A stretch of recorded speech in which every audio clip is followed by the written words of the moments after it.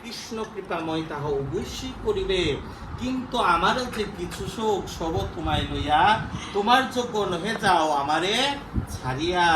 চরণে ধরি কয়ে হরিদাস, না করিও মায়া, অবশ্য অদমে প্রভু করিবে এই দয়া।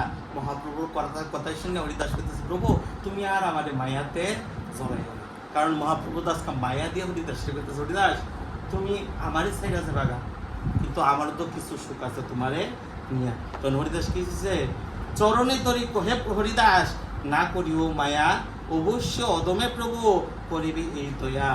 মূর শিরোমণি মহা যে মহাশয়, তোমারও লীলায় সহায় কোটি কোটি হয়। আমা হেন এক কীট যদি মরি গেল, এক পিপিলিকা মরলে পৃথিবীর কাহানি হইল। হরিদাস কি কইতাছে, প্রভু আমি সাধারণ পৃথিবীর একটা সাধারণ কীট, একটা পিপিলিকা, আমি যদি মারা যাই তাহলে এই পৃথিবীর কোনো কিছুই আইতো না যাইতো না। প্রভু তুমি আমার মায়া দিয়া আটকায় না। ভক্তবৎসল প্রভু তুমি মূয় ভক্তবাস, অবশ্যই করাবে প্রভু মোর এই আস। মধ্যাহ্ন করিতে প্রভু চলো না আপনে, ঈশ্বর দেখিয়া আসি খালি দিবে দর্শনে। তবে মহাপ্রভু করি তারে করি আলিঙ্গন, মধ্যাহ্ন করিতে সমুদ্রে কইলা গমন। প্রাতকালে ঈশ্বর দেখি সবভক্ত লইয়া, হরিদাসে দেখিতে আইলা বিলম্ব তেজিয়া।